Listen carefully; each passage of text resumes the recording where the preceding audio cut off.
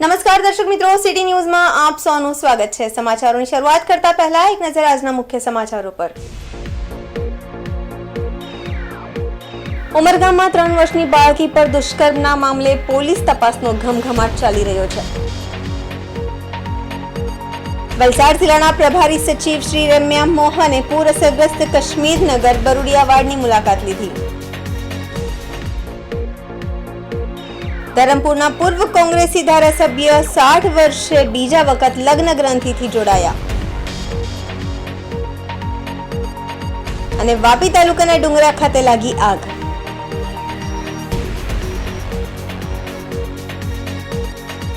હવે સમાચાર વિગતવાર જોઈએ।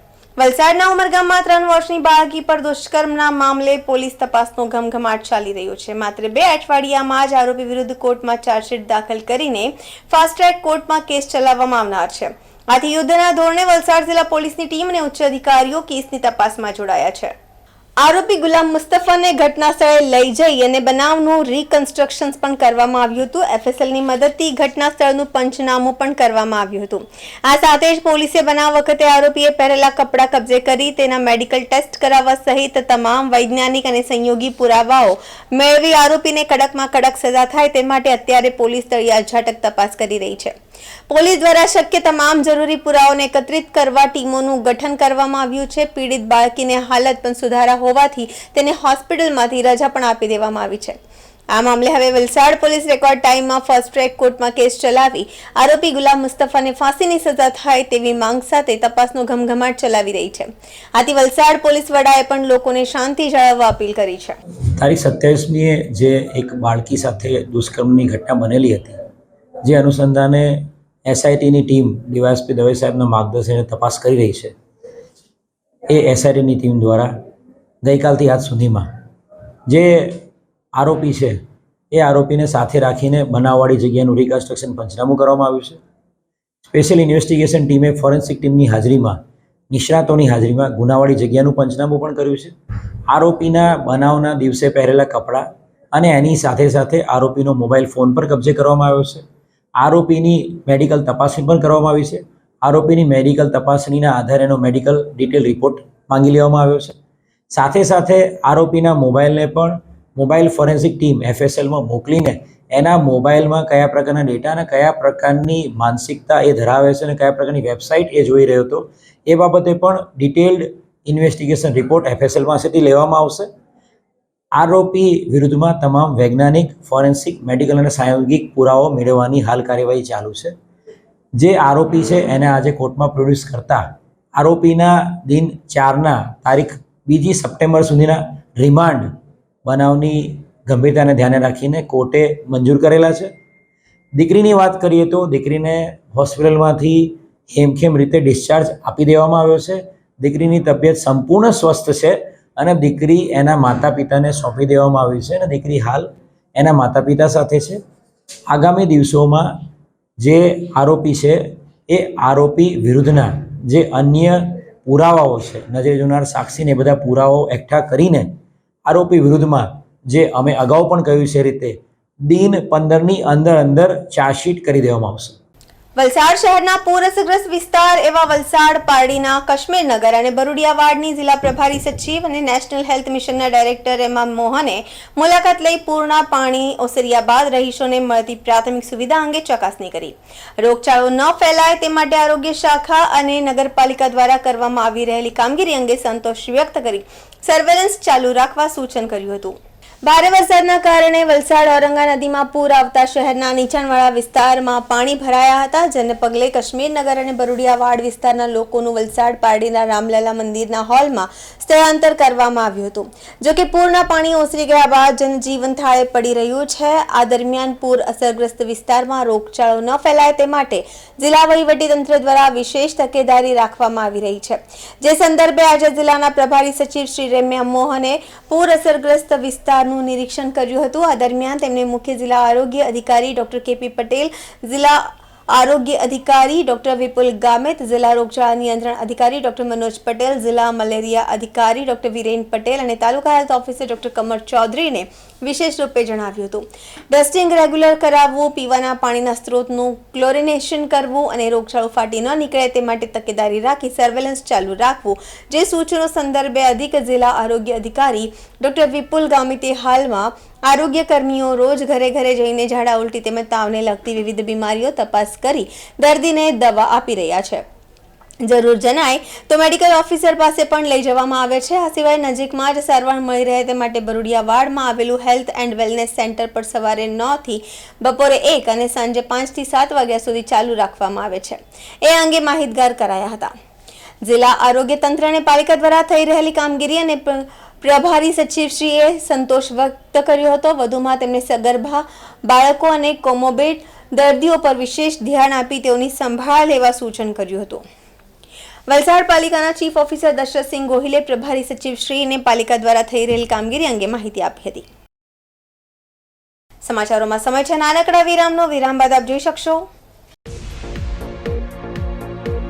ધરમપુરના પૂર્વ કોંગ્રેસી ધારાસભ્ય 60 વર્ષે બીજા વખત લગ્ન ગ્રંથિથી જોડાયા અને વાપી તાલુકાના ડુંગરા ખાતે લાગી આગ.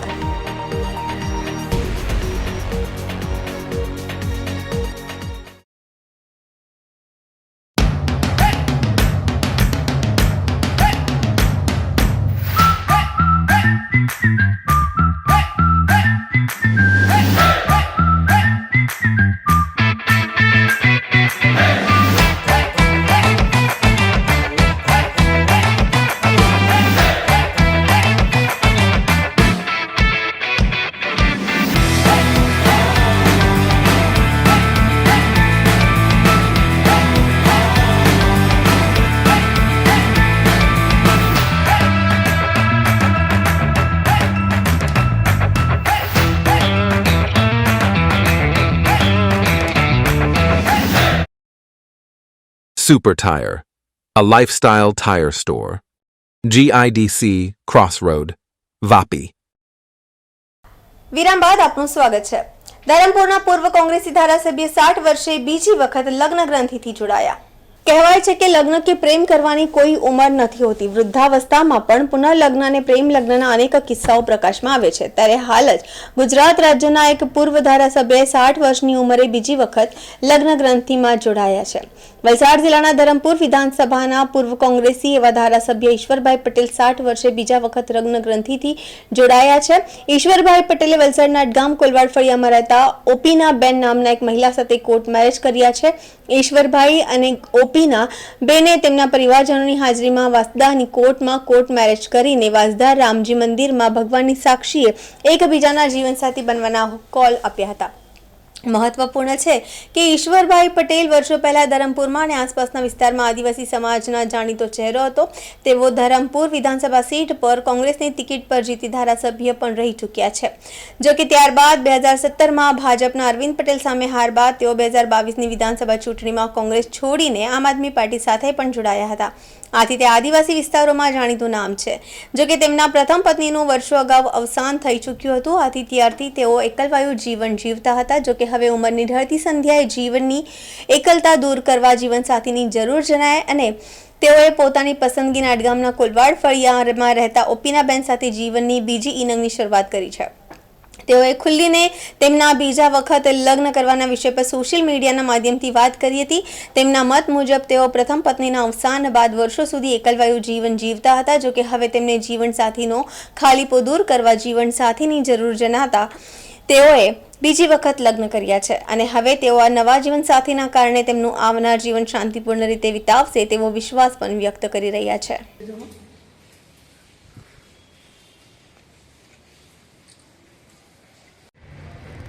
હું ઈશ્વરભાઈ પટેલ, પૂર્વ ધારાસભ્ય શ્રી ધરમપુર.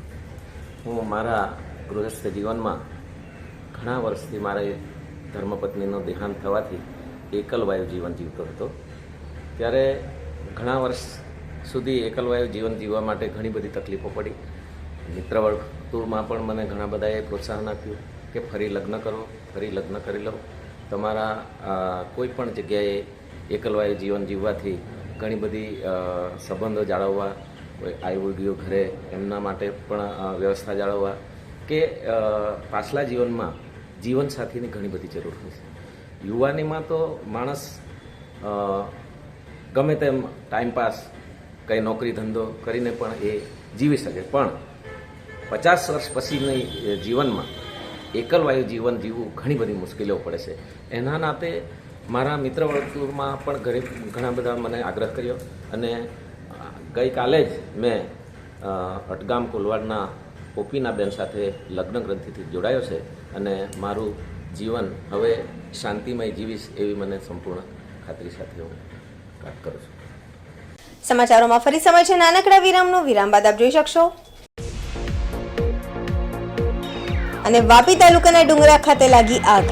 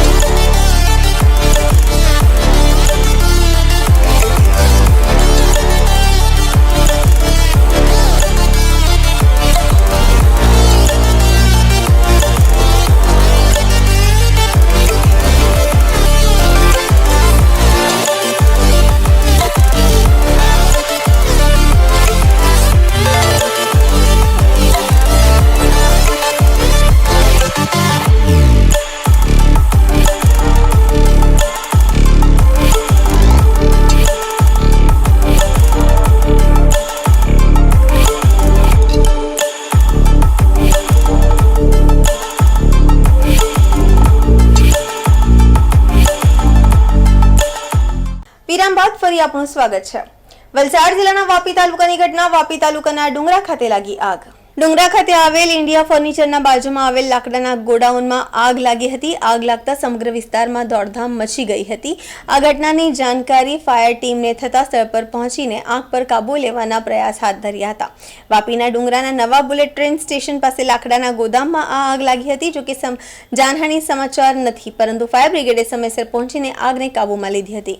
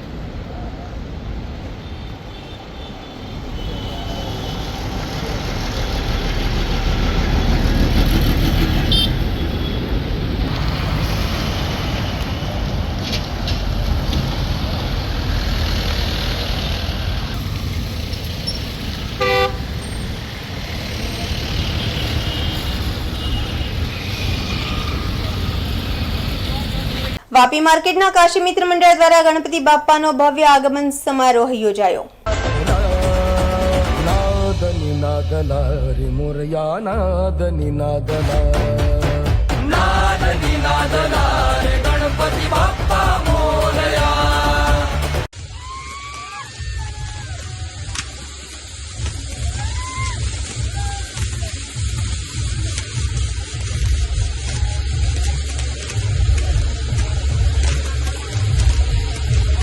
સમાચાર પૂરા કરતા પહેલા એક નજર આજના મુખ્ય સમાચારો પર।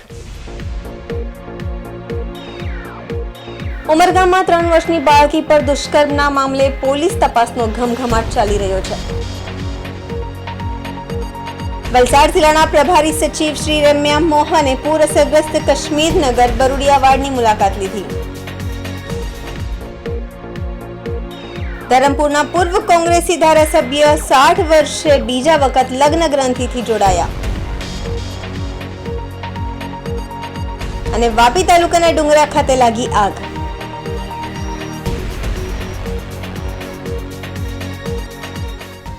તો આ હતા અત્યાર સુધીના સમાચાર। જોતા રહો સિટી ન્યૂઝ। નમસ્કાર।